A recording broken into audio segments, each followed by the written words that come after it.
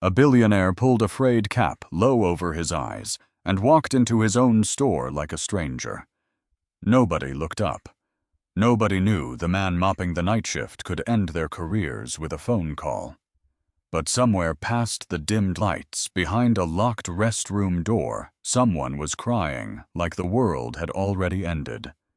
He knew that sound. He'd buried it 50 years ago.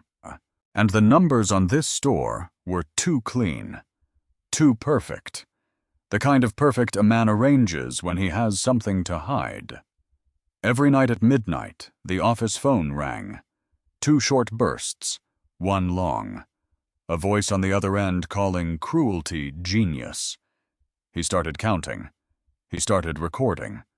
Because the thing running in the dark of that store under his own name 3 feet from his own reflection was worse than theft. It had a face he trusted, and that face was still smiling. The cap was old. Faded blue, frayed at the brim, the kind of thing a man buys once and never replaces because it has softened into the shape of his own head. Everett Hale pulled it low over his eyes and stepped through the sliding doors of his own store. And nobody looked up. Not the cashier, snapping her gum at register 4. Not the security guard, leaning against a pillar, scrolling his phone. Not the teenager restocking gum by the checkout earbuds and mouthing words to a song only he could hear. Everett Hale owned all of it.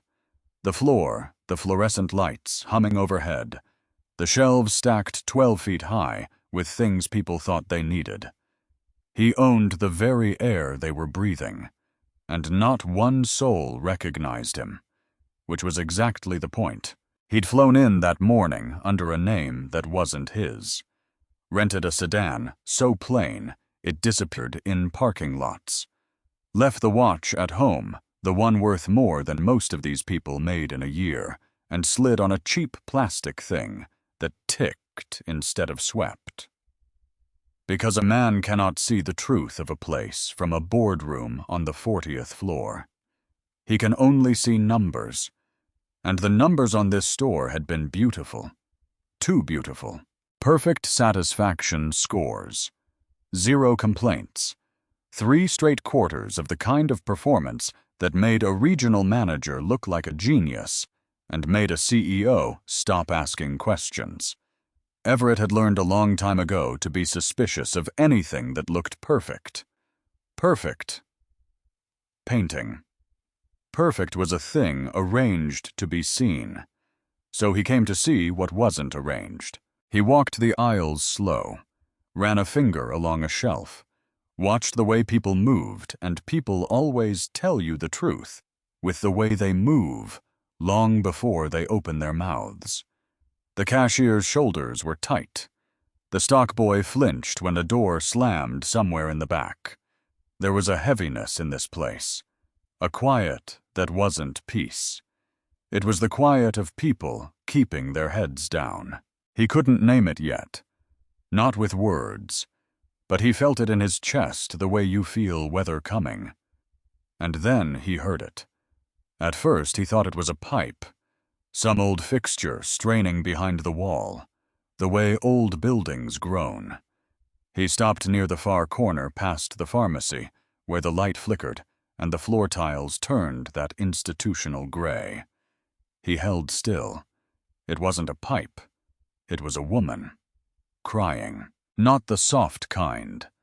Not the kind you dab with a tissue and swallow back down. This was the other kind. The kind that comes up from somewhere below the ribs from a place a person keeps locked all day. So they can function, so they can smile at customers and count change and say, "Have a nice day." And then the door of the employee restroom closes, and the lock turns, and the whole thing just breaks. Everett stood frozen in that flickering light, because he knew that sound. I was 6 years old again, sitting on the bottom step of a stairwell in a building that always smelled of bleach and other people's dinners, listening to his mother behind a thin bathroom door thinking he couldn't hear. thinking she'd hidden it well enough. She scrubbed floors at night so he could have shoes that fit. She came home with her hands cracked and raw, and she smiled at him every single morning, like the world hadn't taken a single thing from her. And at night, sometimes when she thought he was asleep, she cried exactly like this. Everett hadn't heard that sound in 50 years. He didn't move. He couldn't. Some part of him, the part that wore the suits, that closed the deals, that had a corner office and a private elevator, that part told him to walk away. This is not why you're here. You're here for numbers, for fraud, for a manager gaming the system. Walk away. But the 6-year-old on the stairs didn't walk away, so he stepped closer. And that was when he saw it. There on the wet tile just under the crack of the door, something small and silver catching the light. A name badge. Fallen. Abandoned, like the person wearing it had simply forgotten they were still a person. With a name. He crouched. Read it. Marisol Rivas, custodial staff. He crouched there a long moment, an old man in a young man's cap, staring at 3 years of somebody's life pinned to a piece of cheap metal on a bathroom floor. Then he knocked. 2 knuckles. Soft. Ma'am. His voice came out lower than he meant it to. You okay in there? The crying stopped. All at once. The way it stops when you've been caught, when the shame slams down harder than the sorrow ever did. Shuffling. A sniff. The sound of someone dragging a paper towel across their face and pulling themselves back into whatever shape the world required of them. I'm fine. A pause. I'm sorry. Just give me a minute. But her voice cracked right down the middle of the word fine. And Everett had built a fortune reading people. He knew the sound of a lie told to make someone else's day easier. He'd told a few himself. Take your time, he said. And he waited. When the door finally opened, she wouldn't look at him. She was small.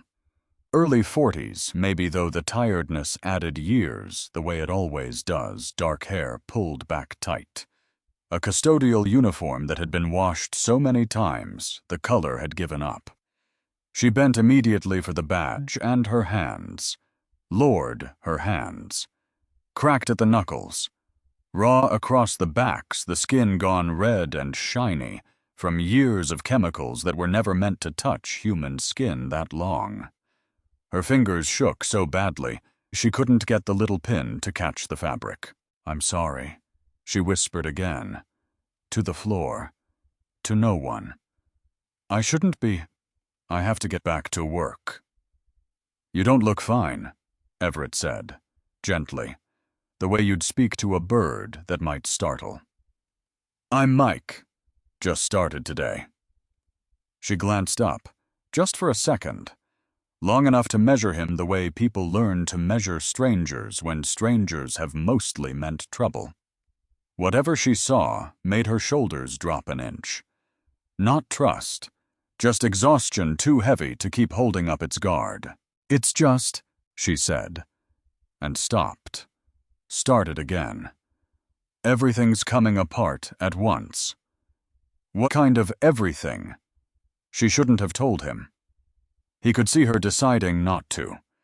But sometimes the kindness of a stranger is the only safe place left precisely because they don't know you. Precisely because tomorrow they'll be gone. My daughter. Her voice went thin. Elena. She's 8. She needs surgery. Her heart. A breath. And I can't. She didn't finish. She just shook her head like finishing it out loud would make it more true than she could survive. Everett felt something turn over in his chest. Slow and cold. How long have you worked here? He asked. 3 years. She said it with a strange, sad pride. Never missed a day. Never once been late. Then she gestured a small, hopeless motion toward a bulletin board on the wall behind her. He followed her hand, and his stomach dropped. The schedule was a war zone. Shifts crossed out in 3 different colors. Hours scratched away and rewritten in the margins. Her name appeared and vanished and appeared again, like a signal cutting out 35 hours one week, then 15, then 12, then a blank where a person's whole livelihood should have been. "They keep cutting my hours," she said. "The manager says it's corporate policy, but the store is always busy. We're always short. It doesn't make sense." It didn't make sense because it wasn't policy. Everett Hale had written the policy himself at a long table, years ago, with his own 2 hands. Full-time employees were guaranteed consistent hours. Benefits after 90 days. It was the whole reason he'd built this company, so that no kid would ever have to sit on a stairwell listening to his mother break behind a door. And here it was. His name over the door. His policy shredded on a bulletin board. His mother's ghost crying on the tile. And the insurance, Marisol went on quieter now, like she was confessing. It was supposed to start after 90 days. But he said I didn't qualify, said my hours were too irregular. She almost laughed. It came out broken. He's the one who makes them irregular. Everett said nothing. He didn't trust his voice yet. She mistook the silence for doubt. "There are others," she added quickly, and something in her leaned toward him, desperate to be believed. "Not just me. Desmond in electronics. Priya on the registers she's pregnant, and he—" She caught herself, glanced down the aisle, lowered her voice to almost nothing. "He says if we don't like it, there's a line out the door of people who'd take our jobs. So we don't say anything. We just take it." A chill moved down Everett's spine. Because he knew that math, the cold arithmetic of it. Keep people scared, keep them hungry, keep the hours just low enough that they never qualify for the things that might set them free, and just high enough that they can't afford to walk away. It wasn't chaos on that board. It was design. Somebody had designed this. "What's his name?" Everett asked. "The manager."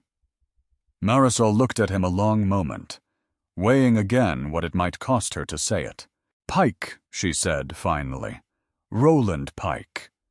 The name meant nothing to her, but it landed in Everett's memory like a stone in still water. Roland Pike. Regional manager. Spotless file, glowing reviews.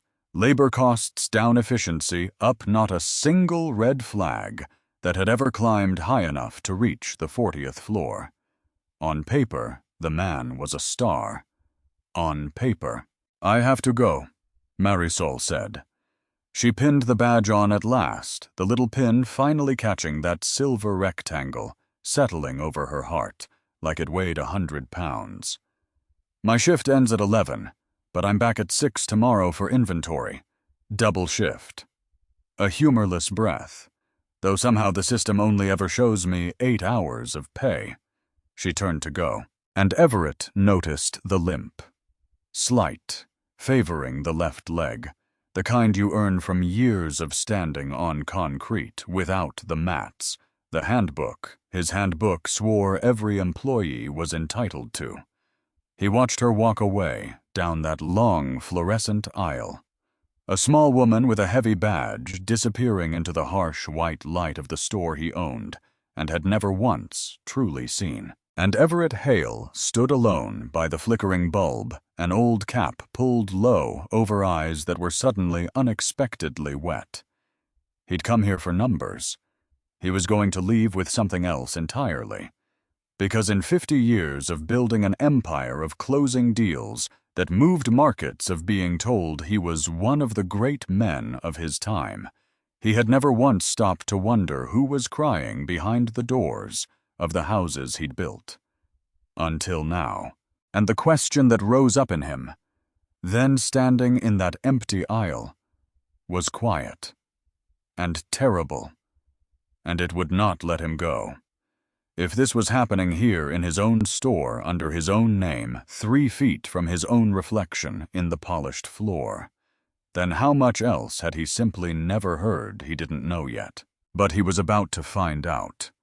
Every last piece of it. And the truth waiting for him in the dark of that store in the small hours when the doors were locked, and the good people thought no one important was watching. It was worse than anything the numbers had ever told him. He didn't sleep that night. He tried. Lay in a budget hotel bed 2 towns over in a room that smelled of carpet cleaner and other people's cigarettes, staring at a water stain on the ceiling, shaped vaguely like a country he'd never visit. The city hummed outside the thin window, and every time he closed his eyes, he heard it again. That sound behind the door. His mother on the stairs. So at 5 in the morning, Everett Hale gave up on sleep, pulled on the worn jeans and the second-hand boots he'd bought specifically to disappear in, and drove the plain sedan back to the store while the sky was still the color of wet iron. Because he wasn't leaving. Not now. Not with that badge still shining in his mind on that wet gray tile. He needed to get inside. All the way inside, past the daylight version of this place into the hours when the doors locked and the mask came off. And there was only one way to do that. He was going to ask Roland Pike for a job. The idea would have made his board of directors choke on their coffee. The founder of Hale Retail Group, a man whose signature moved millions standing in a manager's doorway, with a fake resume and a hungry look begging for $12 an hour. Except it wasn't funny. Not really. Because to sell it, he had to become the exact kind of man a predator loves to see walk through the door. Desperate, grateful, alone. He built the character the way he'd once built companies. Mike. Laid off construction. Work dried up. No family to ask about, no wife to call nobody who'd come looking if things got ugly. A man with nothing but a strong back and a need. He practiced it in the rearview mirror in the parking lot, adjusting his shoulders, softening the way he held his jaw. He'd grown up in places like this before the money, before the suits. The trick wasn't acting. The trick was remembering. Pike's office was glass on one side, so the manager could watch his floor like a hawk watches a field. Everett knocked on the frame, made himself small in the doorway. "Excuse me, Mr. Pike." He turned the cap in his hands, a man ashamed to be asking. "I heard you might have openings. I'll take any shift, any hours.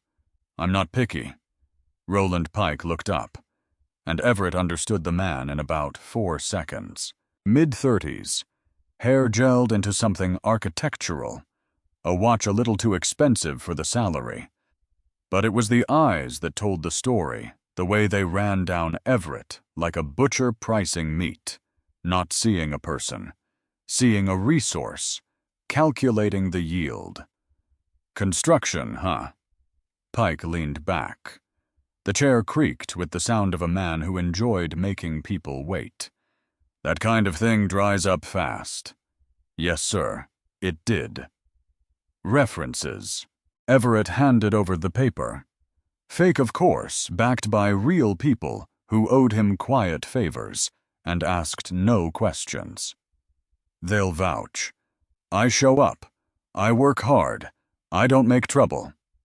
Pike's smile spread slow and warm, and it was the coldest thing Everett had seen in years. "I like that."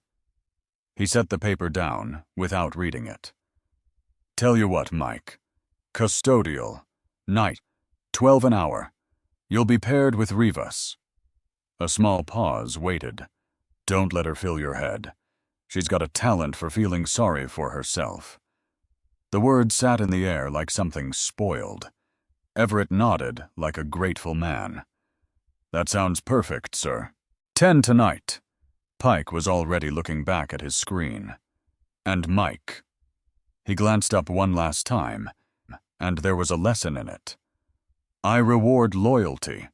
People who understand how things work around here. They do fine. People who make noise. He let it hang. They don't stay long. Understood, Everett said. And he did understand. Just not the way Roland Pike thought he did. That night, Everett changed in the employee restroom. The same one. He stood at the sink a long moment, looking at a stranger in the mirror. An old man in a stock clerk's shirt. A plastic name tag reading Mike pinned, crooked over a heart that had forgotten somewhere in the climb what it felt like to punch a clock the store transformed after closing. Because a store is two different places. There's the daytime one, the music, the customers, the performance of cheerfulness. And then the doors. Lock the front lights, dim to half, and the real thing crawls out of the corners. The hum of the coolers gets louder. The aisles stretch longer. Shadows pool where the customers used to stand. Marisol was already there when he came out. She stopped when she saw him. Blinked. You came back, she said. Told you I needed the job. She studied his face the way she had the day before. Something in her not quite able to place him, the hands too smooth for construction, the way he stood a little too straight for a man who'd spent his life bent over. But exhaustion doesn't leave room for suspicion. It just wants the shift over. Stick close, she said. I'll show you. Then lower. And everything I told you about being careful around Pike. She glanced at the dark office. Double it. Nights are when he does his worst. She was right. Everett learned the choreography of it fast. The mop the bucket, the roots through the sleeping store. But within the first hour, the wrongness of it started stacking up like a bill he couldn't stop reading. Marisol. He watched her rinse the mop in a bucket that reeked of industrial bleach. Why are you cleaning the break room with the same chemicals as the bathrooms? She glanced around before answering. Always the glance first. That more than anything told him how afraid she was. Budget, she said. He cut the supplies. Says we use too much. She held up a bottle gone nearly clear. This has to last the whole store, all week. Everett knew what corporate allocated for this store. It was 10 times what he was looking at. Somewhere between the boardroom and this bucket, 9/10 of it had simply evaporated. He was starting to see where. At 11:30, Pike appeared. He came out of the dark, like a thing that had been waiting for it. Prowled the aisles, slow boots clicking on the polished floor that click echoing off the high shelves. He found Marisol restocking paper in the customer restrooms, and his voice cut across the silence like a whip. Rivas, you're slow tonight. I'm going as fast as I can, Mr. Pike. Not fast enough. He pulled out his phone, thumbed something in. Docking 30 minutes for inefficiency. 30 minutes. Everett stood behind a display of dish soap and did the math without meaning to. $6. $6 stolen out of a mother's pocket in front of a witness with a smile, $6 that might have been a copay, a gallon of gas, a carton of eggs for a little girl with a bad heart, his hands closed into fists at his sides. But he didn't move. Because a man who moves too soon learns nothing. It got worse before the night was out.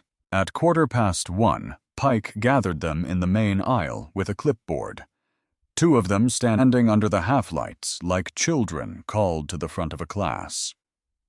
Corporate's asking about labor costs, Pike announced, and he said corporate the way some men say the weather, a distant force, someone else's fault.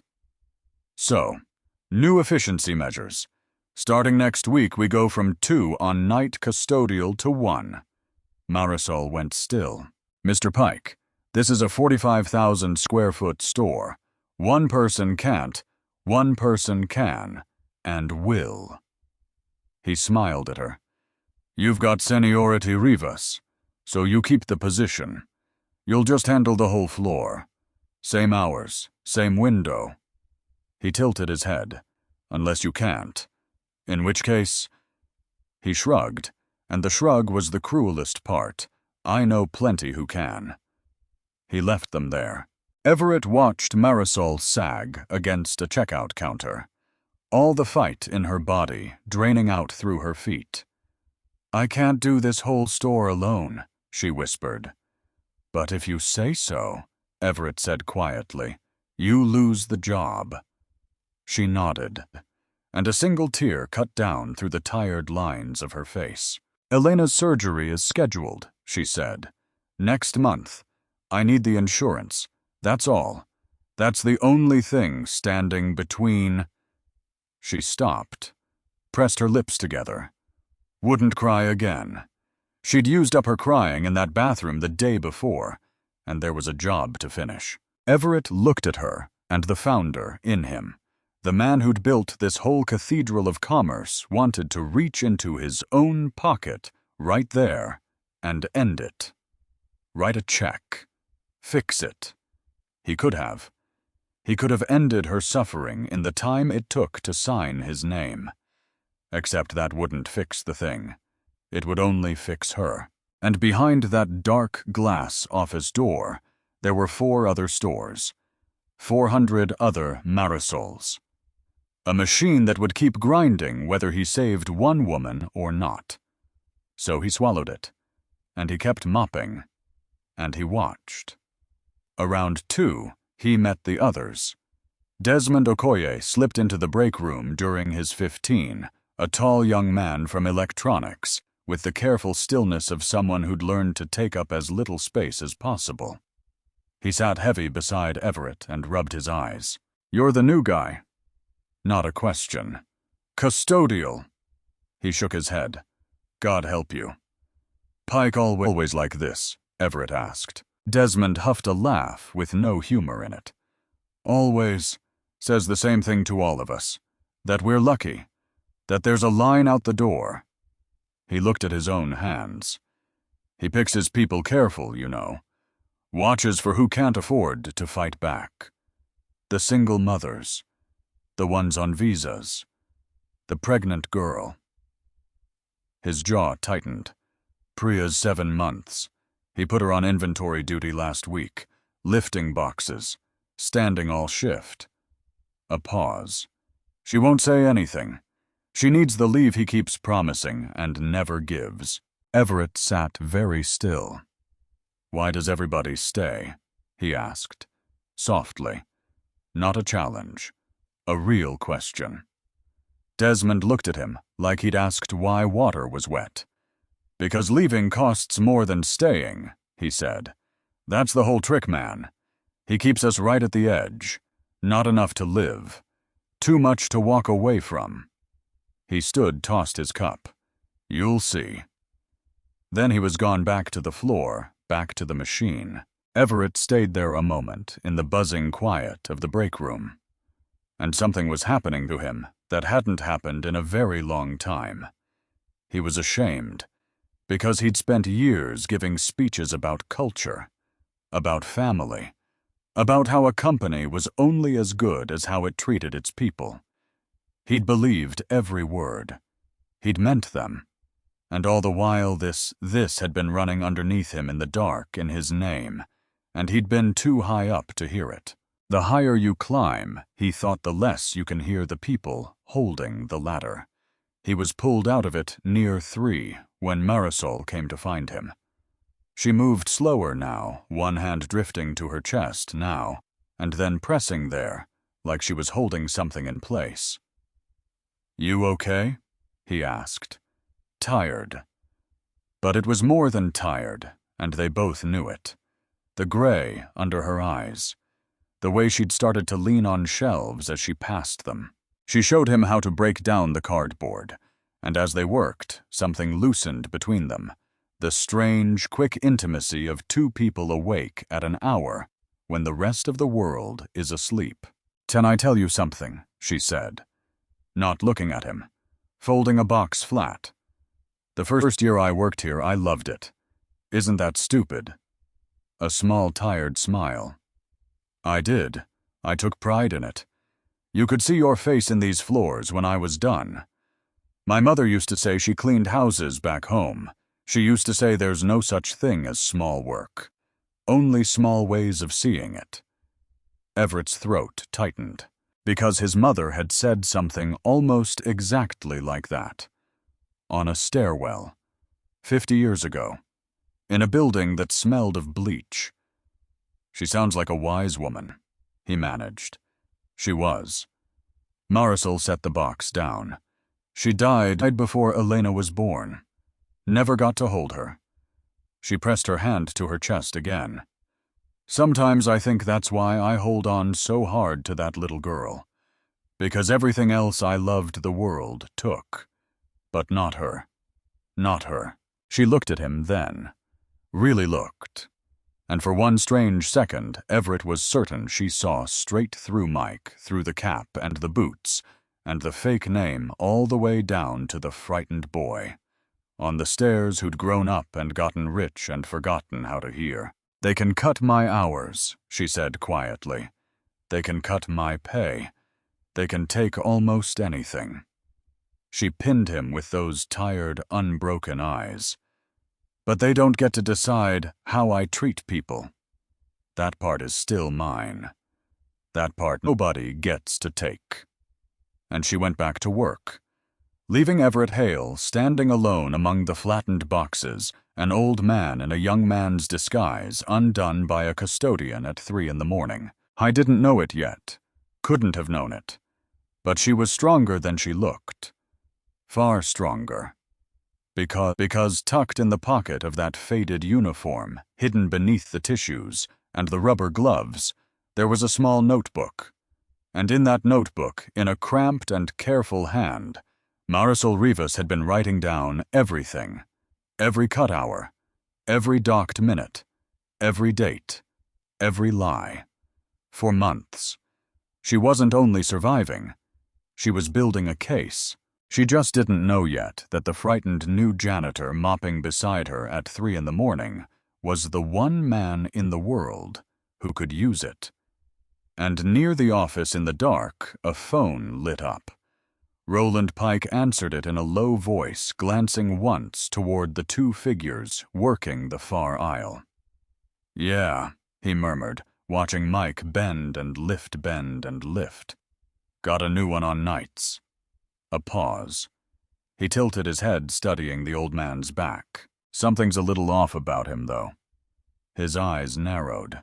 Hands are too clean for construction, and Everett, 40 feet away, with his back turned, felt it before he heard it. That prickle at the neck. The old animal sense of being watched. He kept his rhythm. Bend, lift, bend. But his heart was pounding now, because the man who owned everything had just become the most vulnerable person in the room.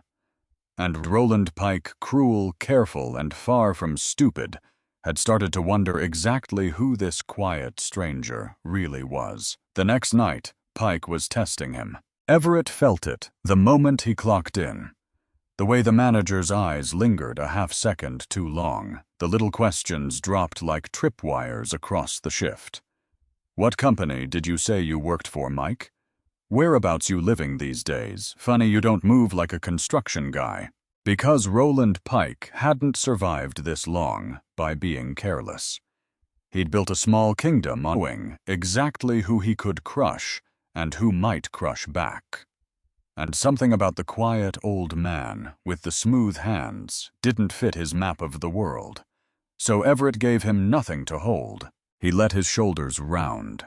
Let his answers come slow and dull, the way a tired man answers when he's just glad for the paycheck. He talked about a foreman named Gus who didn't exist. A back injury that did a real one from a summer 40 years gone hauling lumber before he ever wore a suit. Because the best lies are built on real bones. And he let Pike watch him lift and haul and scrub until the suspicion in the man's eyes dulled back down into contempt. Contempt was safe. Contempt meant Pike had put him back in the box marked useful. But it had been close. Closer than Everett liked. And it taught him something. He was running out of time. Because every hour he spent down here was an hour Pike might look again, look harder, and see the man underneath the cap. He needed the thing that would end this. Not suspicion, not a hunch, proof. The kind that doesn't bend in a courtroom. The kind no glowing performance review could ever explain away. And that night, the store handed it to him. It started with the phone. Everett noticed it around midnight, Pike's office line ringing on a schedule. Same ringtone every time. 2 short bursts, then a long one. Every half hour, near enough to set a watch by. And every time, Pike would slip into his glass office, pull the blinds, and murmur into the receiver for 3 or 4 minutes, before hanging up and coming back out, looking pleased with himself. A man doesn't take calls like that at midnight for nothing. So Everett started counting.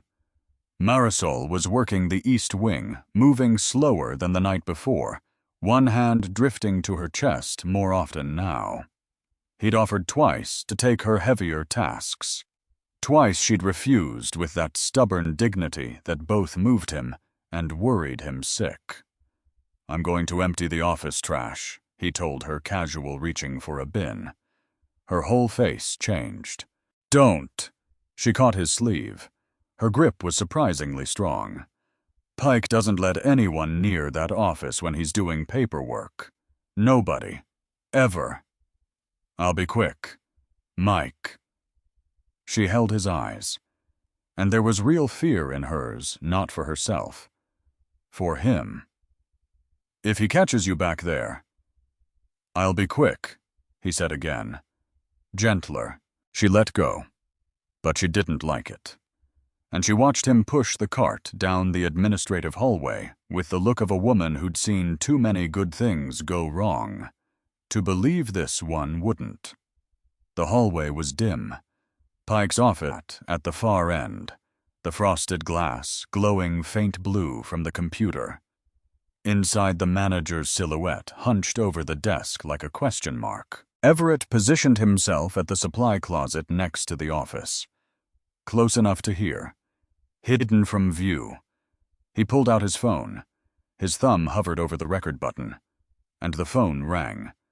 2 short bursts, 1 long. Pike answered.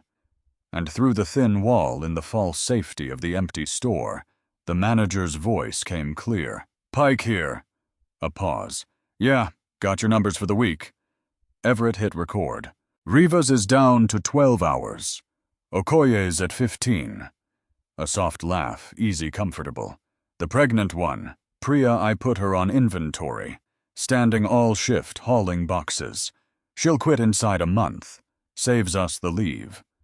Everett's jaw tightened until it ached. Because he'd heard cruelty in his life. Boardrooms have their share. But that was cruelty with suit on cruelty that hid behind spreadsheets and hedged its words. This was different. This was cruelty relaxed. Cruelty at rest. A man describing the slow destruction of human lives the way another man might read off a grocery list. The voice on the other end asked something. Muffled. Everett couldn't make out the words, but he caught Pike's answer, and it stopped his breath. "Documentation, please. I've got it covered." Papers rustled. Fake performance reviews for all of them. Attitude problems. Reliability issues. Anybody ever asks, I've got a paper trail, says they earned every hour they lost. And then the part that turned Everett's blood to ice water. Here's the beautiful part. Pike's chair creaked as he leaned back, warming to it, proud of it. "All those cut hours, I'm billing them to a phantom ID. Kid pulls $800 a week on paper. Never set foot in the building. Corporate pays the wages into an account I control, and I just, in a satisfied pause, pocket the difference. There it was. Everett stood frozen in the dark closet, phone in hand, the little red light blinking. He had it now. Wage theft, benefit fraud, fabricated records, a man confessing to federal crimes at midnight because he was certain, absolutely certain, that no one who mattered was ever going to hear. He should have felt triumph. He felt sick, because Pike kept going, because a man like that, once he starts, loves the sound of his own cleverness. The Rivas woman's the perfect mark, Pike said, and Everett's whole body went rigid. Single mother. Needs the insurance bad. Kid's got some heart thing, needs surgery. A low chuckle. I could cut her to 0, and she'd still show up begging for hours. Grateful. That's the type you want. They think they're lucky to be here at all. Makes them so easy to steer. Everett's hand shook around the phone. I wanted to break the door down. He wanted to wrap his hands around the man's collar and drag him out into the light and let him explain that chuckle to a jury. 50 years of self-control, of never letting the room see him lose his temper, and it was all he had, standing in that closet to keep from throwing it away one night too soon. He kept recording. Nah, don't worry about exposure, Pike was saying. Who's gonna believe them? A bunch of janitors and cashiers against a regional manager with the best numbers in the district corporate would laugh them out of the lobby. Corporate. There it was again. And every time Pike said it, Everett heard something underneath the word. A familiarity. Like a man talking about a partner. Not a distant force he was fooling. An accomplice. Which meant this wasn't one bad man in one bad store.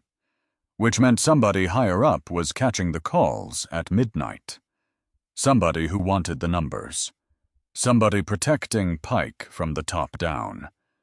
But Everett couldn't chase that head now, because through the frosted glass, Pike had stood. Was moving toward the door, and Everett melted back into the shadow of the supply shelves, holding his breath, as the office door opened and the manager stepped out into the hall, not 8 feet away. Pike paused. He looked down the corridor, right toward the closet, right toward the old man pressed flat against the metal shelving. Heart slamming so hard, he was sure the sound of it filled the whole hallway. A long, terrible second.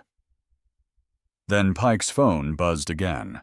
He glanced down, turned, walked the other way, already lifting the receiver, and Everett stood there in the dark until his legs remembered how to hold him. That was close. Too close. Again, he slipped the phone into his pocket and made himself walk slow, casual, a janitor with a trash bin back toward the floor. But his mind was racing now, sprinting through what he'd just captured. It was enough to end Pike 10 times over, enough to put him in a cell. Except a copy on a phone wasn't enough. Not against a company's own systems. He needed to see it. The scheme itself live on the screen. The ghost employee. The stolen hours moving in real time. He needed to catch the machine mid-theft. And the machine, as it turned out, wasn't finished for the night. Around 1, Pike disappeared into the office again, but this time he left the door open, a careless 3 inches, distracted. Sloppy, a man who'd started to believe himself untouchable. Everett saw the gap from across the floor, saw the blue glow spilling into the hall. He looked at Marisol. She was in the far corner, back to him, wringing out a mop, one hand pressed to her chest. "Give me the east wing for 10 minutes, he called low. "I want to double back on the entrance." She glanced over, too tired to question it. Nodded, and Everett moved. He crossed the floor without a sound, the way he'd learned in a childhood he'd spent a fortune trying to forget. He reached the gap in the door, and through it, he could see the screen. His stomach dropped, because there it was. Naked, undeniable. Pike had the scheduling system open, and he was doing exactly what the recording described. Reaching into employee after employee, slicing away hours with a few flat keystrokes. Rivas, 12. Okoye, 15. And every hour he stripped away, he was redirecting, reassigning, feeding into one account, one ID, one name that appeared over and over. R. Pike Jr. A phantom.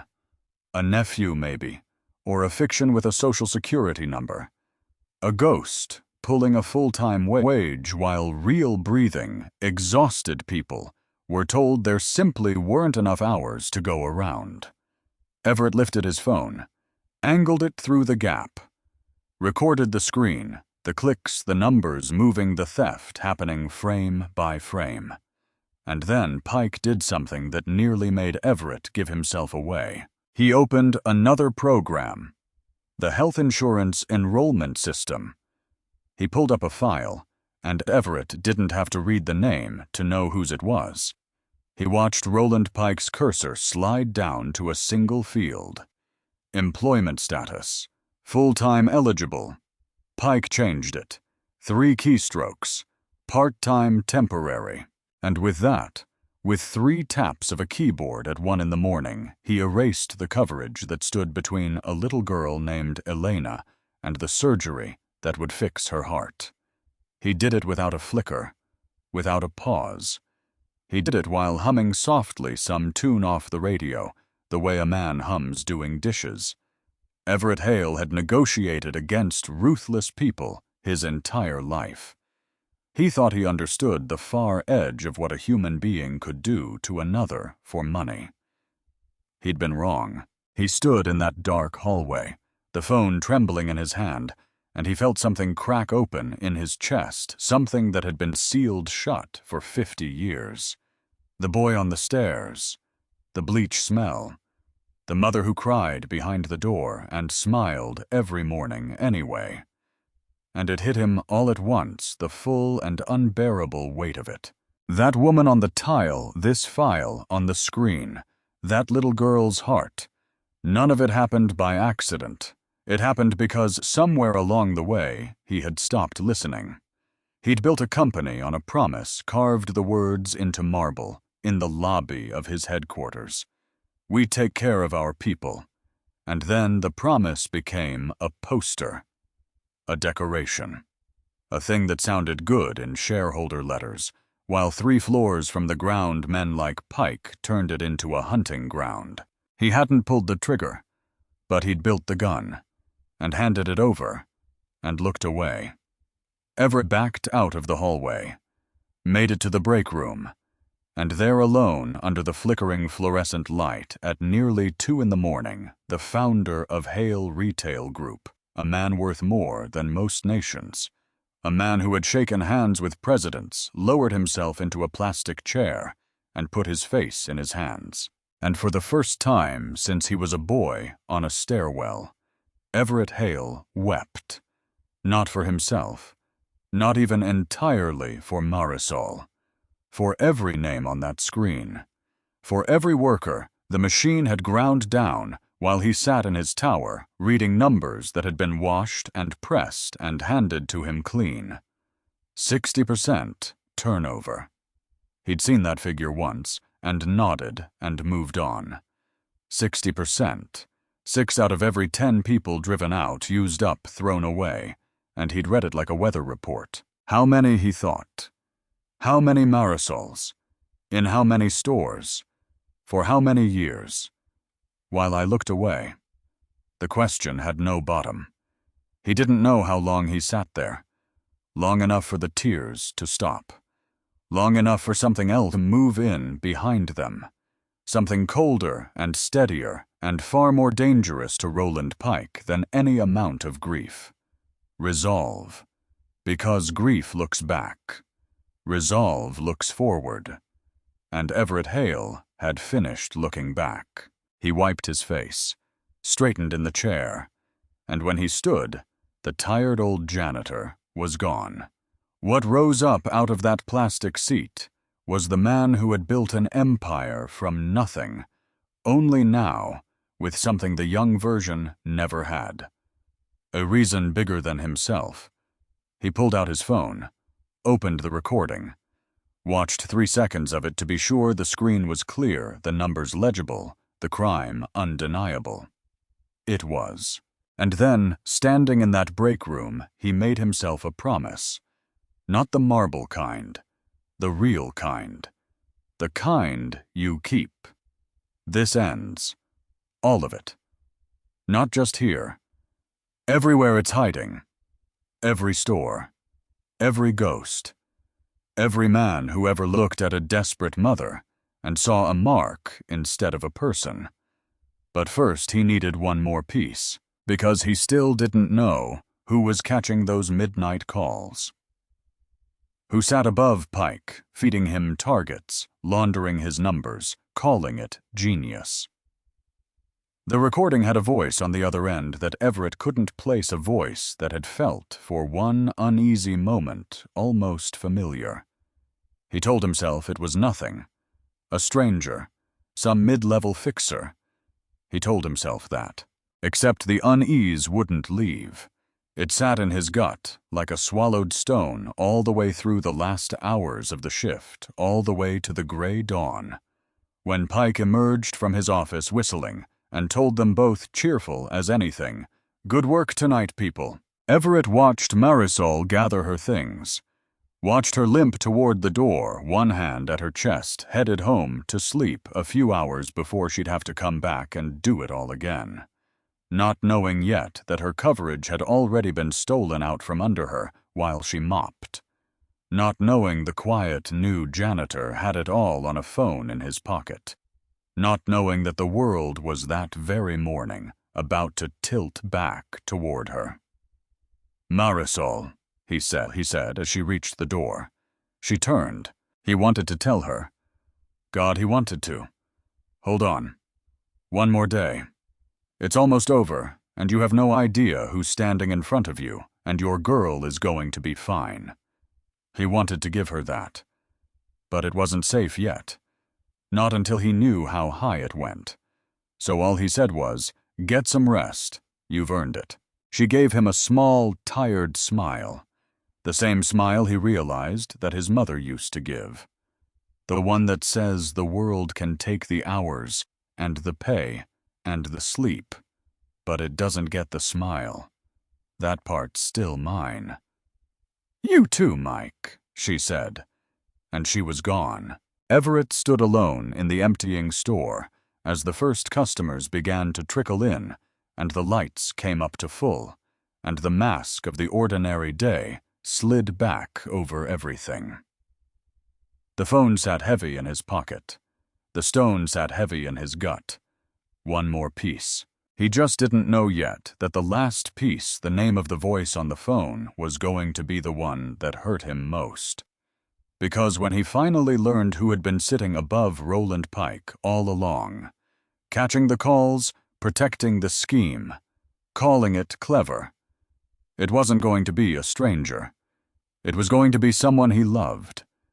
He didn't go back to the hotel. He drove to his headquarters instead. 40 minutes through the gray morning, and he let himself into the private elevator with a key. Nobody at that store would ever have believed the janitor carried. Up and up past the floors where the ordinary work of the company happened to the top, where the glass wrapped around the city, and the carpet swallowed sound, and the man called Mike dissolved somewhere in the ascent. By the time the doors opened, he was Everett Hale again. Except he wasn't. Not the same one. Because the Everett Hale who'd ridden this elevator a week ago had been half asleep at the wheel of his own life, and the one stepping out now had bleach in his memory, and a dead woman's wisdom in his ears and a phone in his pocket that could burn a man to the ground. He spread it all across the long table in his office. The recordings. The screen captures, the turnover reports he'd pulled and never truly read. He worked through the morning with the door locked, and the more he assembled, the clearer the shape of it became. Because it wasn't one store. The pattern was there once he knew how to look. The same signature. Labor costs dropping just a little too smoothly. Turnover climbing just under the line that would trigger a review. Phantom IDs pulling wages in 4 other locations across the region. The same fingerprints over and over in the same careful hand. Somebody had taught Roland Pike to do this. Or Pike had taught them. And somebody upstairs had made very, very sure the numbers never climbed high enough to be seen. Everett needed the name, so he did the one thing left to do. He pulled the phone records for the regional office. The midnight calls. 2 short bursts, one long, he could still hear the ringtone in his sleep. And he traced the line the calls had come from the voice that had caught them night after night, and called the whole rotten thing genius. And when the name came up on the screen, Everett Hale stopped breathing. Curtis Vane. He read it 3 times, waiting for it to be a mistake, a different Curtis, a coincidence, anything, because Curtis Vane wasn't a stranger. Curtis Vane was his executive vice president, his right hand. The bright kid he'd plucked out of nowhere 20 years ago, a hungry 22-year-old with holes in his shoes and fire in his eyes, and raised up through the company like a son. Everett had no children of his own. He'd told people more than once, only half joking, that Curtis was the closest thing. He'd trusted the man with the whole machine while he traveled. He'd let Curtis run the regions unquestioned because who questions family? Who questions the boy you raised? Everett sat down slowly in the chair he'd bought for a sum that could have covered every stolen hour in every store, and he felt the floor of his own life drop out from under him, because it made a terrible, perfect sense now. The clean reports, the buried complaints, the way nothing ever reached the top. Of course, nothing reached the top. The man whose job it was to bring Everett the truth had been the one deciding which truths Everett got to see. Curtis hadn't just failed to catch Pike. Curtis had been catching the calls, and for one long, ugly moment, sitting there in the tower he'd built Everett. Hale wondered if he'd ever really known a single person in his entire life, or if he'd just built a fortune and let it stand between him and every human being close enough to hurt him. He wanted to call Curtis, confront him, hear the boy explain it away with that easy charm that had closed 1,000 deals. He didn't, because grief is loud, and Everett needed to be quiet now. There was a woman with a stolen surgery and a little girl with a bad heart, and they didn't have time for him to nurse a broken heart of his own. So he made the calls that mattered instead. He called Adele Marchetti, his chief of human resources, one of the few people left he was now certain he could trust precisely, because Curtis had spent years quietly keeping her boxed out of the regions. He told her everything. He listened to the long silence on the line as a decent woman absorbed the scale of it. And then he told her what he needed, and when, and how fast. He called security. 2 officers, positioned near the store by 9 the next morning, out of sight, waiting for a word. He called a lawyer who specialized in the kind of federal statute Roland Pike had been cheerfully confessing to at midnight. And then, near dawn, exhausted, past the point of sleep, he did one more thing. He took out the little card he always carried, a photograph cracked at the corners of a woman standing on a stoop in a cleaning uniform, squinting into the sun, one hand shading her eyes and the other resting on the shoulder of a solemn little boy. He looked at his mother a long time. I hear it now, Mama, he said quietly to the empty room, to the glass, to the city going gold beyond it. 50 years late, but I hear it. Then he put the picture away, and he went to end it. He arrived at the store at 1:45 the next afternoon, one last time, as Mike. The cap, the boots, the crooked name tag, because he needed to be inside when it happened close enough to Marisol to catch her when the floor moved. He found her in the break room, trying to force down half a sandwich she plainly couldn't taste. She looked worse than the day before. Grayer. One hand kept drifting to her chest, and when she saw him, her smile was thin and brave, and it broke his heart clean in two. You look tired, he said, sitting across from her. Elena's surgery got moved up, she whispered. Next week. I can't miss any hours now. I can't. She wasn't eating the sandwich. She was just holding it. It's so close, Mike. It's so close I can almost... She didn't finish. She pressed her lips together and set the sandwich down and stared at the table like it might tell her how to survive the next 7 days. Everett had to look away, because if he looked at her one more second, he was going to tell her, and it wasn't time. Not yet. Almost. Hold on. Just a few more minutes and I swear to you everything changes. At 2 o'clock sharp, Roland Pike called the afternoon shift together, 15 of them, gathered in a loose half-circle near customer service under the 2 bright lights. Desmond still and watchful. Priya 7 months along one hand under the weight of her belly, exhaustion carved into her young face. Marisol pale near the front, and a dozen others Everett now knew by name, knew their stories, their fears, the small quiet ways each of them had been ground down. Pike stood before them with a clipboard, and he wore his authority like a man who'd never once been told no. Listen up. His voice carried sharp and pleased. Corporate's on us about inventory accuracy, so we're making some changes. He flipped a page. Effective next week, any discrepancies come out of the responsible employee's check. Lost merchandise, miscounts, damaged goods. He smiled around the circle. It comes out of your pay. A ripple of fear moved through the group. Somebody's breath caught. Because it was illegal, flatly, plainly illegal, and Pike knew it, and Pike didn't care. Because he'd never once been made to care. I know some of you think that's unfair. His eyes drifted slow and deliberate and landed on Marisol.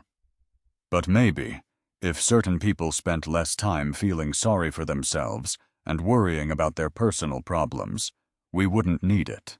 The cruelty of it. Aimed straight at the woman whose daughter's coverage he'd stolen. Aimed at her in front of everyone for sport. And that was the moment Everett Hale stopped being Mike.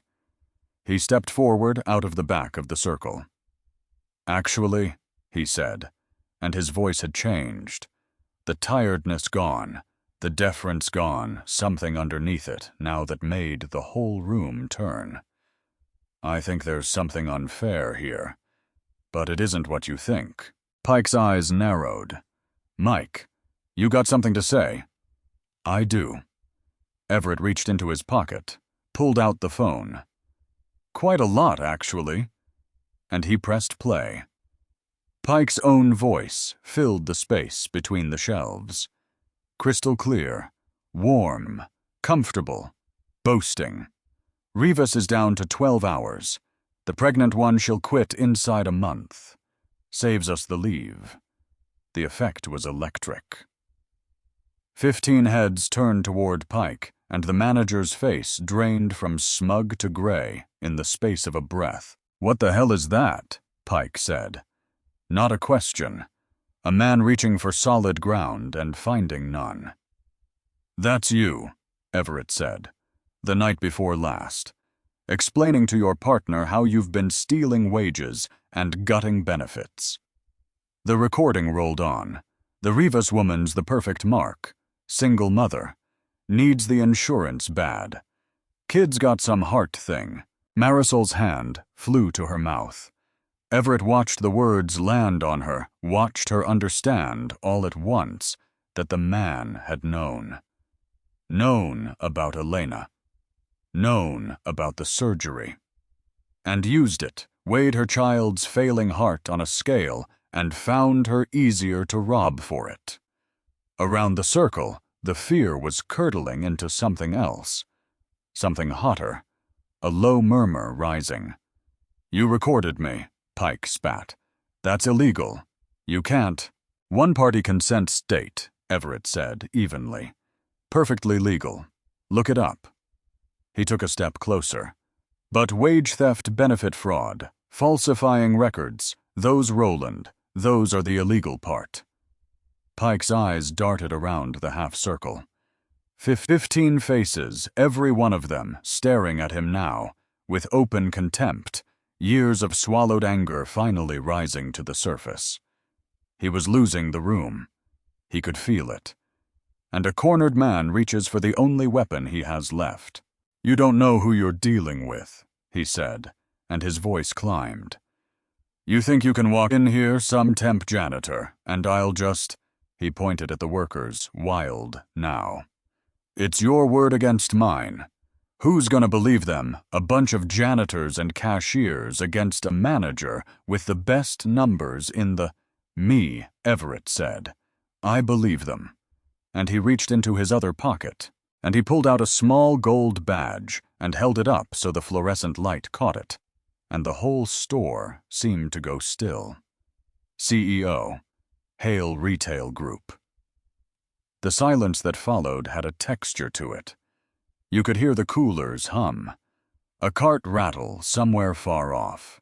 15 people staring at a badge, then at the tired old janitor holding it, watching the two things refuse, and then slowly, impossibly agree. "My name isn't Mike," Everett said, quietly. It carried anyway. "It's Everett Hale. I own this company." His eyes moved to Pike, and everything gentle went out of them. "And you're finished." Pike's mouth opened, closed. The color left his face entirely. But a man like Roland Pike doesn't go down on the first blow. He'd built a career on knowing where the bodies were buried, and now, with nothing left to lose, he reached for the biggest one. "You want to talk about finished?" A laugh scraped out of him, ugly and desperate. "You think this was just me? You think I did this on my own?" He straightened, some awful confidence flooding back. "The calls, Hale. You heard the calls. You want to know who was on the other end?" Everett said nothing. "Ask Curtis Vane." Pike bared his teeth. "Ask your golden boy, who signed off on every number, who buried every complaint, who told me to keep the costs down, and never mind how." His voice rose triumphant and vicious. "He's the one who taught me corporate doesn't want the truth, they want the results. And you know what the best part is?" He leaned in. "He's in this building right now." A cold ripple ran through Everett. Because he'd known. Of course he'd known. But there is knowing a thing in the quiet of your office at dawn, and there is hearing it thrown in your face in front of 15 people, and they are not the same. And the second one takes a piece out of you. The first one never could. Pike saw it land, and he pressed. "That's right. Vane came in this morning. Personal visit. To handle the store that's been asking too many questions." His smile turned knife-thin. "So go ahead. Blow the whistle. Fire me. But you can't touch him without the whole world seeing what a joke your precious company really is. A billion-dollar operation, and the man at the top didn't know his own second-in-command was running the whole scam." He spread his hands. "You expose me, you expose him. You expose him, you expose you. So what's it gonna be, boss? For one long moment, the store held its breath, and Everett Hale felt every year of his age, and every mile of that betrayal, and the whole crushing weight of a truth he'd have given anything not to know.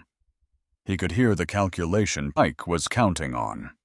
The instinct of every powerful man to protect the institution, to manage the scandal, to make the ugly thing quiet because quiet is cheaper. Quiet is safer quiet is how empires survive. The old Everett would have managed it.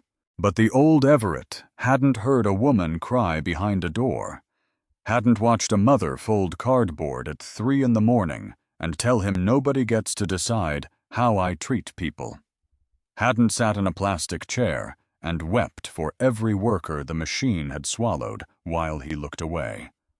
So Everett Hale looked at Roland Pike, and he did the thing the man was absolutely certain he would never do.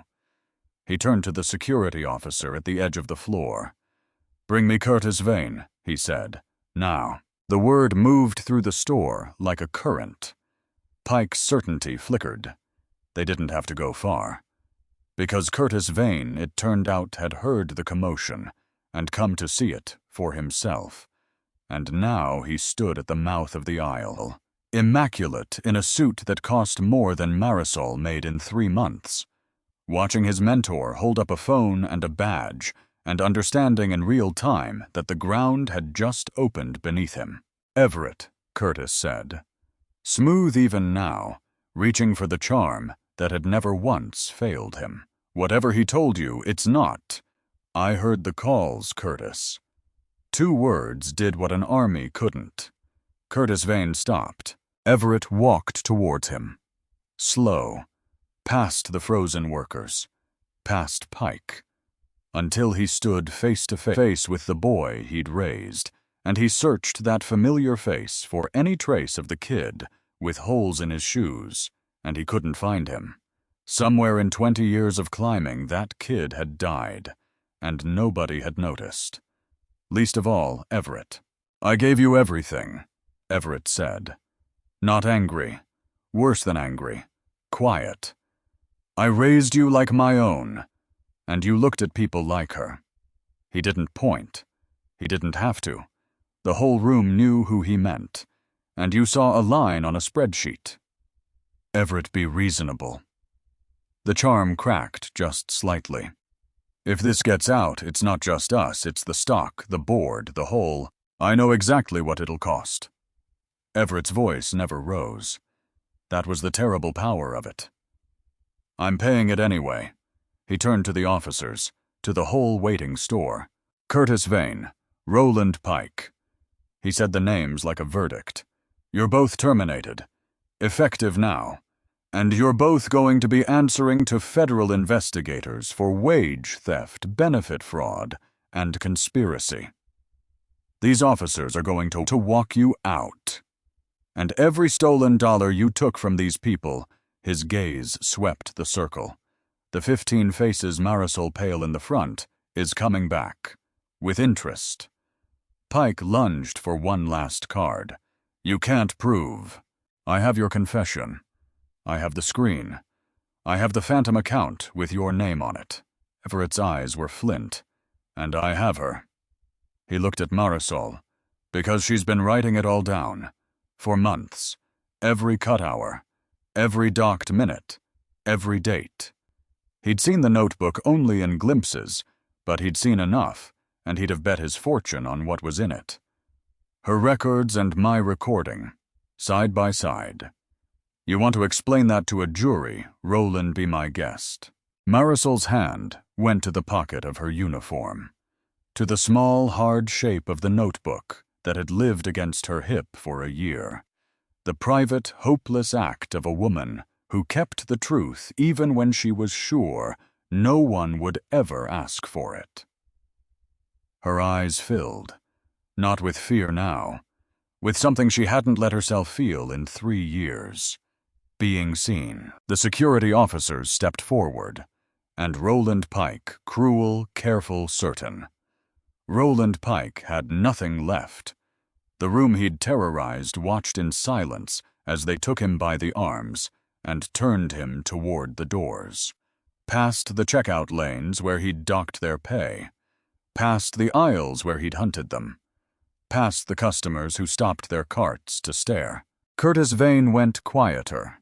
No cuffs, not yet, but the officer's hand on his shoulder and the long walk out under the eyes of every person he'd ever reduced to a number. At the doors, he paused, looked back once at Everett.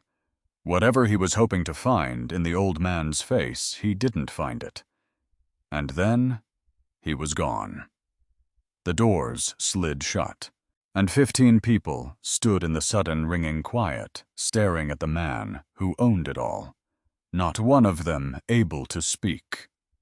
Marisol stood at the front, one hand still pressed to the notebook over her hip, tears sliding freely down her face now, and she looked at Everett, at Mike, at the stranger who'd mopped beside her at 3 a.m, at the old man who'd wept for people he'd never met, and her lips moved.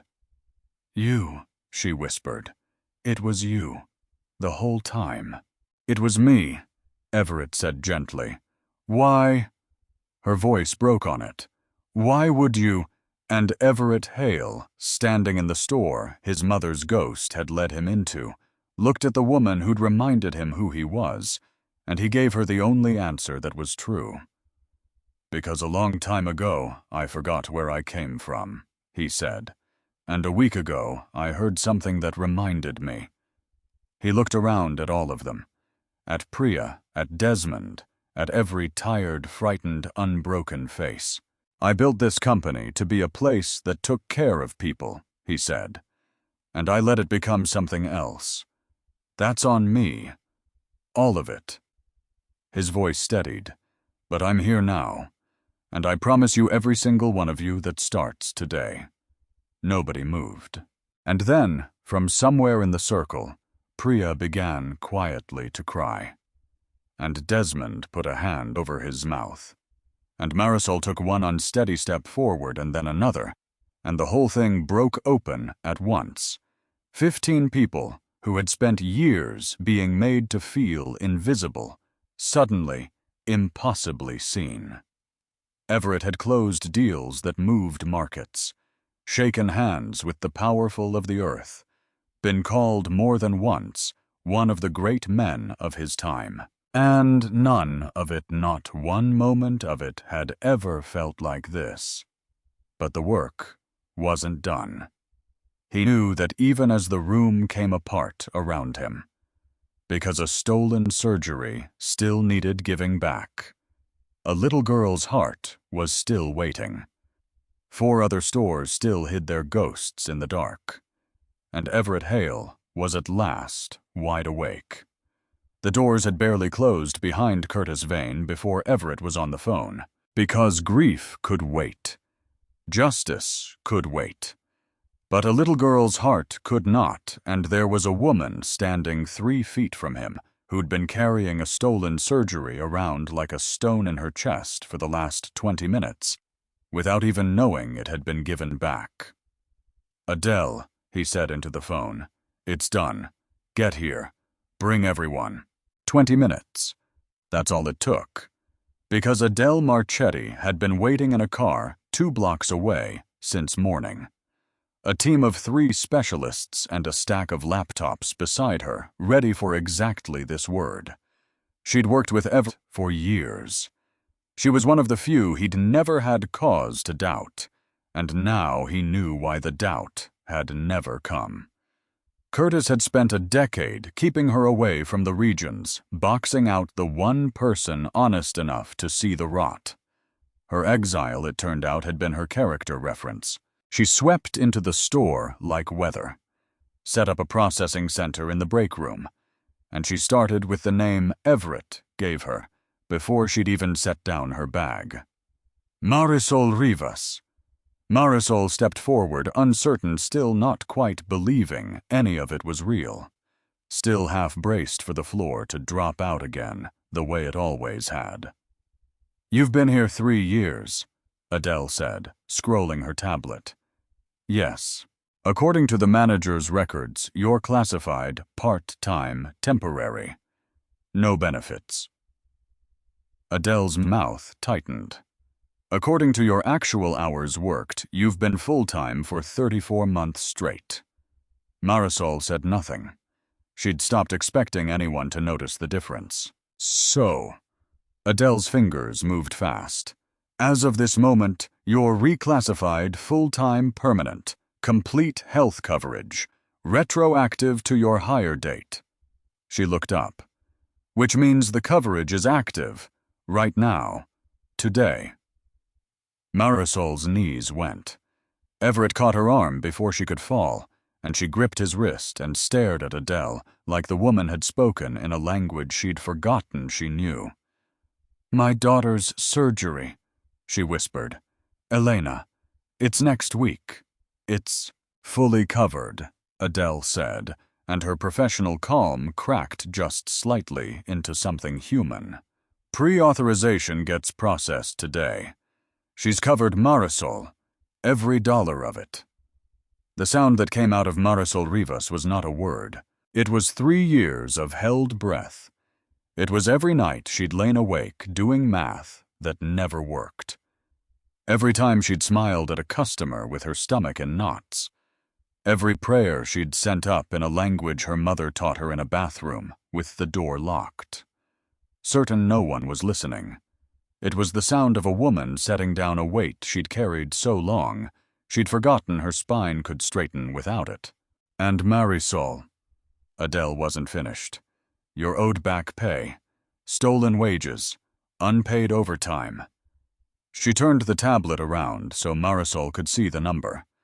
$14,847. That check clears was within 48 hours.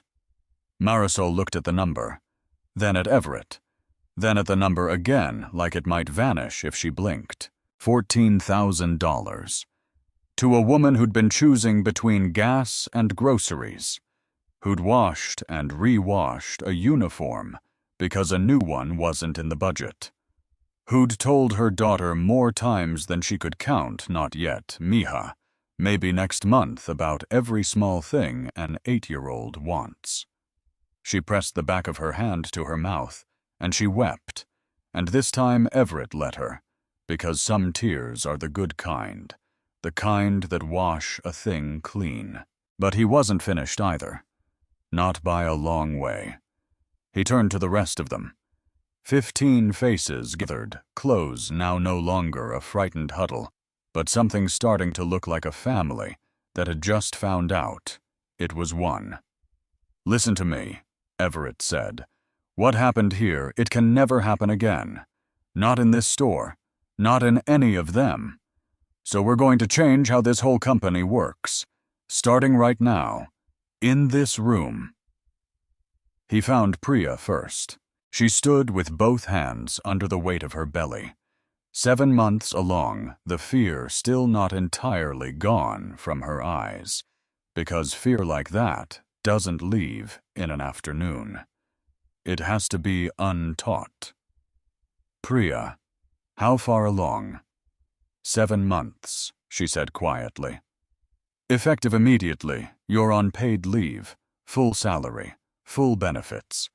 Until after your maternity leave ends however long you need. He held her gaze. And your job is here waiting when you're ready. Guaranteed. In writing. Today. Priya's hand rose to her belly, and her face did something complicated. Relief and disbelief, and a grief for all the nights she'd spent, afraid all tangled together. She started. You don't have to say anything, Everett said gently. You just have to go home and rest. You've been carrying 2 people through this. It's somebody else's turn to carry you. Then he turned to Desmond. You told me something that first night.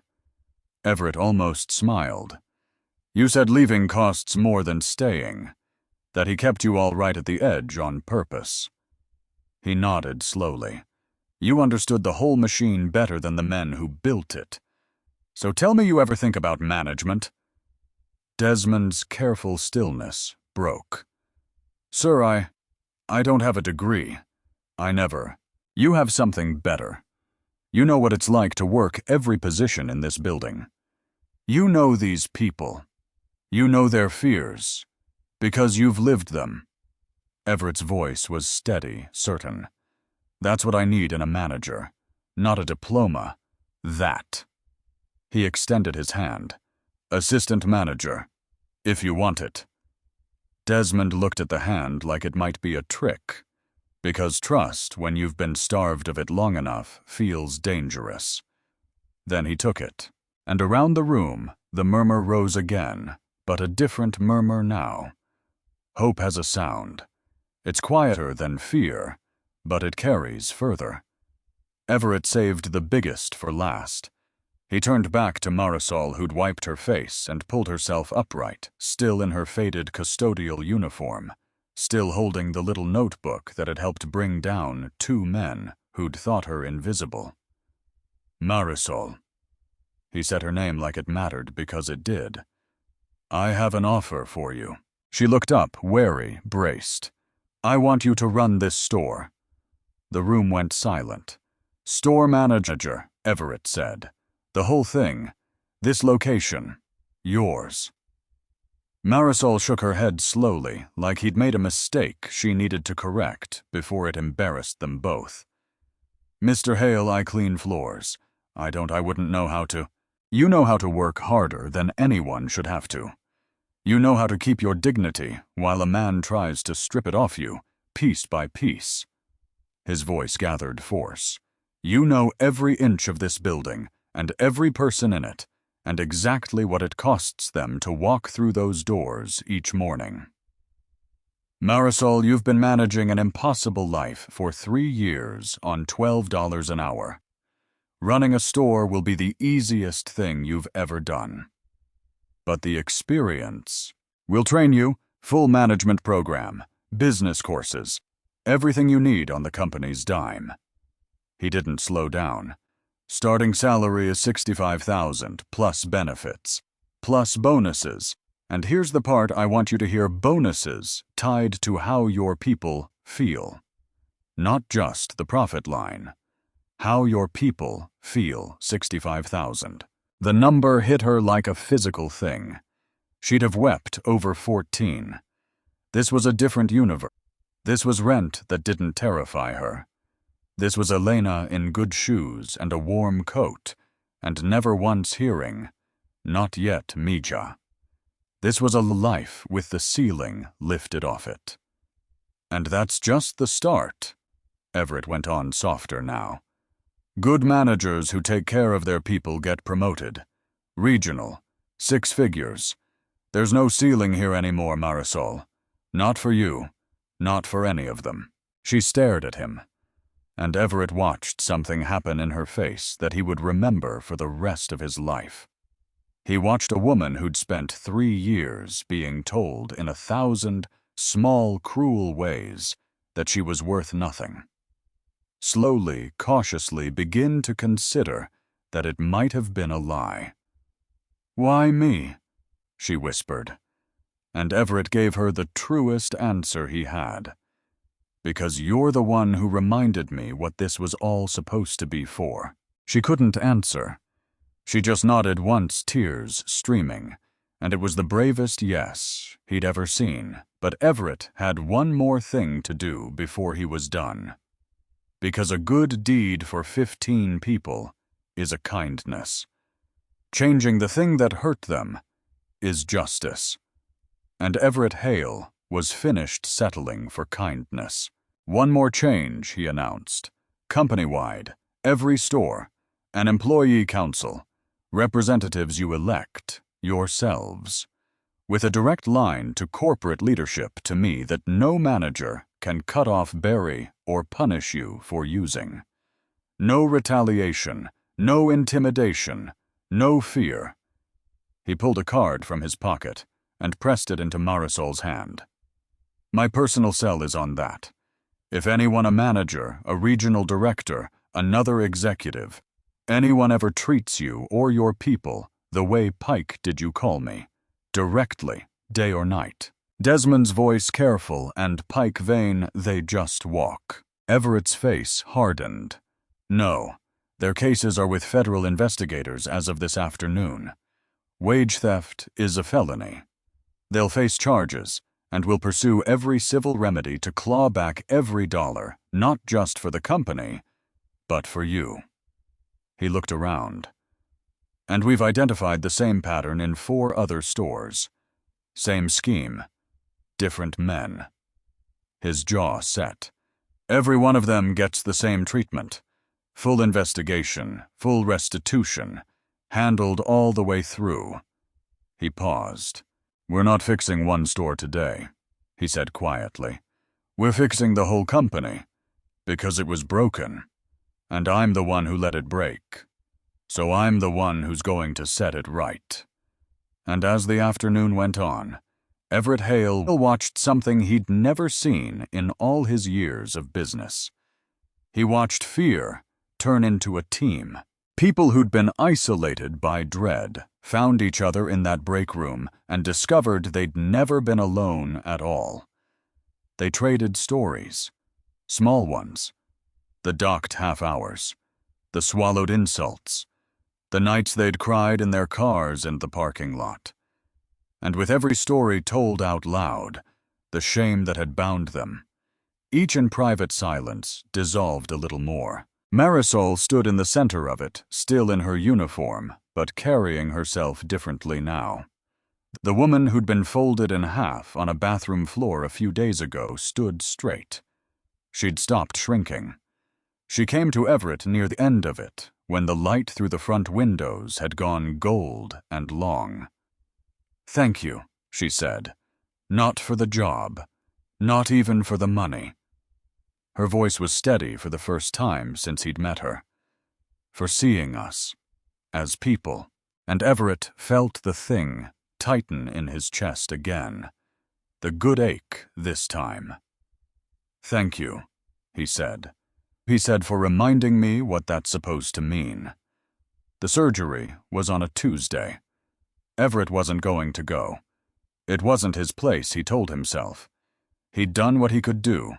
The coverage, the back pay, the job. A man shouldn't insert himself into the most frightening morning of a mother's life just to feel good about his own redemption. He went anyway, because Marisol called him the night before, and her voice was thin with terror, and she said, "I know it's covered now. I know she's in good hands, but I keep thinking, what if?" And she couldn't finish. And Everett understood that the fear of losing a child doesn't check your insurance status before it visits. So he sat with her. In a hospital waiting room, in an ordinary chair, in ordinary clothes, no cap, no disguise, just a man keeping a frightened woman company through the longest hours of her life. They didn't talk much. There wasn't much to say. Marisol held her mother's rosary in one hand and Everett's card in the other. And every time the surgical doors opened, she stopped breathing, and Everett stopped with her. 4 hours, then 5. Then a surgeon in scrubs came through the doors, pulling down her mask, and she was smiling. "She did beautifully," the surgeon said. "The repair was clean. Textbook. She's going to grow up strong. She's going to run and play like any other little girl." Marisol made a sound Everett had heard once before, that same sound, from the break room, the one that wasn't a word. Only this time, it wasn't the sound of a weight coming off. It was joy. Pure, unguarded, blinding joy. She turned and threw her arms around Everett before either of them thought about it, and he held her while she shook an old man and a custodian in a hospital hallway. And he thought about his mother, and he thought about all the years he'd spent chasing a feeling he was certain money would eventually buy him. It never had. This did. Orko met Elena that afternoon. A small girl in an enormous hospital bed, pale but bright-eyed, a little dazed from the medicine. She looked up at the tall old man her mother brought to her bedside, and she studied him with the frank seriousness only children have. "Are you the man?" she asked. "Which man is that sweetheart? The man who heard Mama crying." Elena's small brow furrowed. Mama said a man heard her crying, and now everything's okay. Everett had to sit down, right there on the edge of the bed. Because those words went into him like a key into a lock he didn't know he'd been carrying his whole life. "Yeah," he managed. "I'm the man who heard your mama crying." Elena considered this. Then she nodded, satisfied the way children do when the world has arranged itself correctly at last. "Thank you for listening," she said. And Everett Hale, who had shaken hands with presidents, who had built one of the great fortunes of his time, who had been called extraordinary by people who'd never once seen him cry, put his large hand over the small one of a sleepy little girl with a mended heart, and understood that he had just been thanked for the only thing he'd ever done that truly mattered. 6 months went by. Everett came back to the store on an ordinary Thursday. His reality check he'd started calling these visits, dropping in no announcement, no entourage. And what greeted him at the doors was a thing he almost didn't recognize. Laughter. Real laughter, spilling out of the break room. Not the nervous kind. Not the kind people make when they're afraid of who might be listening. The other kind. The kind that only lives in a place where people aren't afraid. He found Desmond training 2 new hires by the electronics counterpatient, and Easy, a framed certificate on the wall behind him, Assistant Manager Employee Choice Award. "The key is accuracy," Desmond was telling them, "not speed. Nobody here is ever going to yell at you for being careful."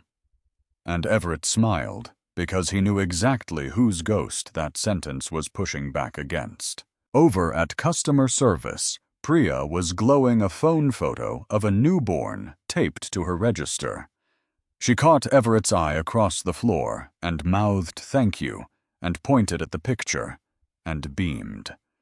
But it was Marisol who stopped him in his tracks. She was in the office, bent over a laptop glasses on the focused frown of a woman deep in a spreadsheet she'd taught herself to read. She'd traded the faded uniform for a blazer. The nameplate on the desk read Marisol Rivas Store Manager. But it wasn't the clothes or the title. It was the way she sat. Upright. Certain. A woman who no longer flinched when footsteps came down the hall. "How are the courses going?" Everett asked, settling into the chair across from her. Hard she admitted, and laughed. "I never thought I'd be learning about profit margins and staffing models. But you'd be surprised how much of it makes sense when you've actually done every job in the building." She turned her monitor toward him. Employee satisfaction scores. They'd climbed from Pike's manufactured perfection to something real and higher than anything the fabricated numbers had ever claimed. "The team's incredible. Once people stopped being afraid, they started bringing me ideas. Desmond built a cross-training program so nobody feels trapped. Priya designed a new feedback system. Even the high school kids are pitching things." And Elena Marisol's whole face lit like a window at sunrise. "She's perfect. The cardiologist says her heart is stronger than most kids her age. She runs everywhere now. Everywhere. I have to chase her." She laughed again, and there were tears in it, the good kind. "She still asks about you. She calls you the man who saved Mama's job. I'd like to see her again." "She'd like that too." Then Marisol's expression shifted steadier, sharper. She reached into a drawer and pulled out a folder. "There's something else. You asked me to keep an ear out for anything like what happened here." Everett leaned forward. "I've been talking to managers at other chains. Nothing official. Just conversations at trainings, at conferences. She opened the folder. Inside page after page, stories in different hands, different cities. Everett, what Pike was doing. It's not rare. The cut hours, the buried benefits, the way they pick the ones who can't fight back. It's almost like there's a playbook being passed around. She looked up, and there was fire in her. Now the fire of a woman who'd been on the receiving end, and had decided nobody else should have to be. I think Hale Retail could lead a change. Not just fixing our own house, setting a standard that forces everyone else to follow. Everett felt the old electricity, the one he used to feel walking into a deal that could move a market. Except this was better than any deal. What are you thinking? A certification. Worker-verified fair employment. Stores that meet the standard get it, and customers can choose to shop where people are treated right.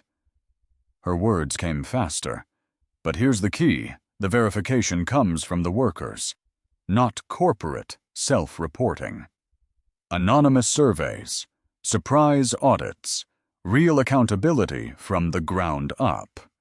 And we have the credibility to launch it. Everyone knows Hale was willing to investigate itself, publicly. Other companies either follow or they look like exactly what they are. Everett sat back and looked at her. This woman he'd first met crying on a bathroom floor, now sketching out an industry-wide reform across her own desk. "Draft it," he said. "Full proposal. Business plan implementation budget. I want it in 2 weeks. And Marisol." He paused at the door on his way out. "You're not just going to help build this. You're going to lead it."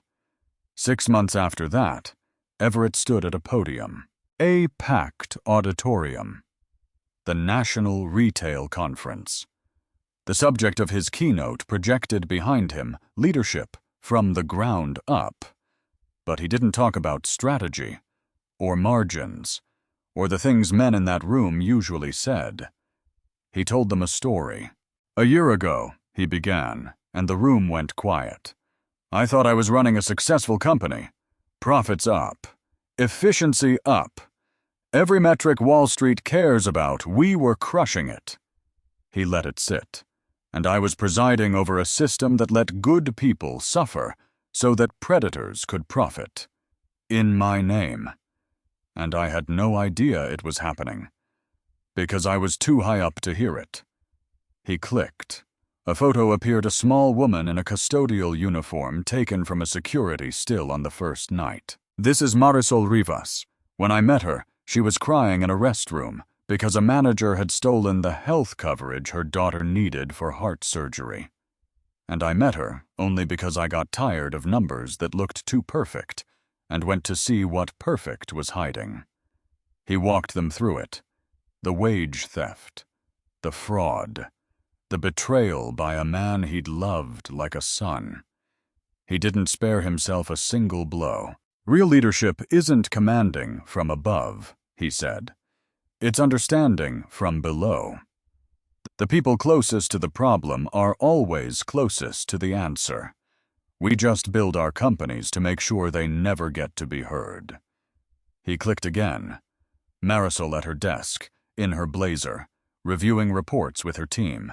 "Today, Marisol Rivas runs one of our strongest stores. The people who work for her will tell you it's the best job they've ever had, and they'll mean it." And the numbers followed. Every one of them. Because it turns out when you treat people like they matter, everything else follows, including the numbers you were chasing the wrong way the whole time. He told them about the certification, a handful of other retailers already signing on. About the money already clawed back and returned to workers across the region. About the conversations it had started in places that mattered about the rules that let men like Pike operate in the shadows. And then he brought it home. "A year ago I heard someone crying behind a door, and I decided to knock. That's all. That's the whole beginning of everything I'm standing here to tell you about." He leaned in. "So here's my challenge to every leader in this room. When was the last time you really listened to the people who work for you, or are you? Not a survey, not a scripted meeting. Really listened. When did you last see your own company through the eyes of someone who can't afford to lose their job?" He paused. "Because the person crying behind that door might be in your company right now. And the only question that matters is, will you hear them? And when you do, will you act?" The applause came like a wave.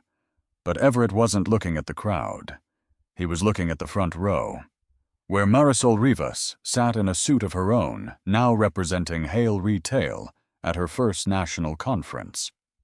And when he stepped back from the podium, he didn't take his bow alone. He held out his hand, and he called her up beside him, and she came steady, certain the woman who'd built the certification program that was quietly reshaping an entire industry. They stood together on that stage, the billionaire and the custodian, and if you didn't know the story, you couldn't have told which was which anymore. And that was the point. Everett leaned to the microphone one last time, and his voice was quiet now, and it carried anyway. "I spent 50 years chasing success," he said. "Traveled the whole world looking for it. Turns out it was waiting behind a restroom door, where somebody was crying, and somebody finally stopped to ask if she was okay." He looked at Marisol, and past her somehow to a stoop and a cleaning uniform, and a woman squinting into the sun with her hand on a solemn little boy's shoulder. "There was a boy who used to sit on a stairwell," he said, "and listen to his mother cry behind a thin door. She scrubbed floors so he could have a life. And he grew up and he got rich, and somewhere along the way, he forgot the sound. It took a woman with a notebook and a sick little girl to make him hear it again." His voice thickened. "So all of this, everything I've told you today, is really just a son 50 years late finally saying thank you." The room was on its feet. But in the quiet that lived underneath the noise, Everett Hale felt something settle in his chest that no deal, no fortune, no title had ever given him. Peace. Because somewhere out there in stores and warehouses and diners and offices, there were still people crying behind doors certain no one important would ever hear. But there were also now more people willing to knock. And it had all started with the simplest thing in the world. A question anyone can ask. A question that costs nothing and changes everything. "Are you okay?"